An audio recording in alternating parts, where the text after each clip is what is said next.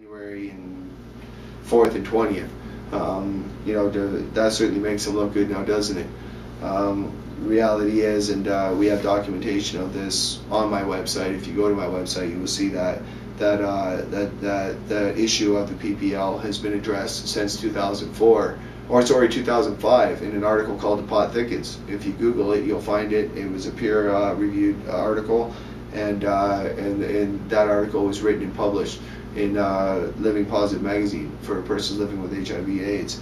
And that article actually addressed the phasing out of personal production license in 2007, which is now come and gone. Also addressed the dispensing of PPS cannabis through pharmacies by 2005, and that has come and gone. Okay, so my next question, I guess, would be, what next? So I hope that we med users can heed the warnings, because I know that the HIV/AIDS community didn't heed some of the warnings. They felt they knew what was best, they felt they knew what was going on, and they went ahead and they divided some of our voice. And it's a little harder to get that voice reunited. And I hope that the government doesn't succeed in turning us into recreational users being the bad guys and med users somehow being good. It's kind of similar to saying that this plant's bad while the herb garden down the street's good. It's really my equipment they're concerned about. Okay, so, or the intake or the exhaust that caused the mold. But is it the plant that causes the mold? Because every other plant in the house is fine. You know, all we have to do is widen our perspective on this issue, from my perspective anyway. That being said, I'm going to move over here. I'm going to get my wife to pan over. Just quickly touch on this before I move over to the last segment, in which I can kind of do with you guys on my own and not have to keep my wife up and unfortunately filming when she may not necessarily be up to it. This is a fabulous investment. It's your standard heating pad. This goes underneath your tray. So I mean, this is one of the best investments. I mean, for 14 bucks, I think they cost, or 20 bucks, whatever they are. They're very well worth it. They go to the right temperature, and you know, I've had tremendous success. I was quite impressed. I never used one prior to that. I still had a high success rate, but I decided to go with that. Once again, my wife, if you can zoom in here, hon, on the Root Max. Now this is called Root Max. It's a thick liquid gel compound used to enhance and encourage the rooting and plant cuttings. It makes propagation easy in the commercial growers and the hobby gardener. And I'll just kind of hold it up there. Now this stuff's $10 a bottle, but mind you, this can also do about 500, maybe 600 clones if you wanted to. It just depends on how much you're using and gooping on. Next thing I'll show you here is, these are very ugly. I want to speak about that. First time I come across these. First, this is a standard Jiffy Cube now that it's been swollen up. This is just peat moss.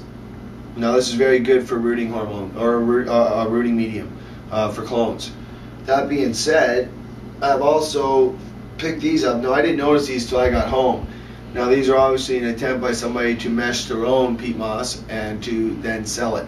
And that's all fine and dandy if the roots can actually get through this mesh, because I had trouble poking holes through it.